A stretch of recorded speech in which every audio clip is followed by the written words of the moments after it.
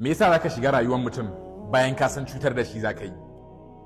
Me yasa zaka shiga rayuwar mutum ka sa ya fara son ka kuma ka karya mai zuciya? Me yasa zaka shiga rayuwar mutum sai da ya saba da kai zaka gudu ka bar shi? Me yasa zaka shiga rayuwar mutum ka ɗanɗana mai daɗin son ka sannan ka juya mai baya?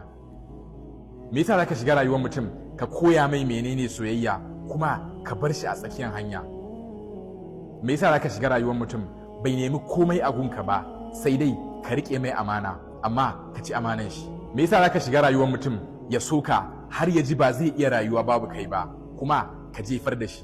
Me yasa zaka shiga rayuwar mutum ka koya mai menene kyautatawa yana tunanin ka fi kowa halaye masu kyau kuma ka canza tashi daya ka fara bashi wahala? Me yasa zaka shiga rayuwar mutum ka zama komai nashi sai da ya samu nutsuwa da kai zaka gudu ka bar shi? Me yasa ka kusance shi? Me yasa ka sa ya saba da kai?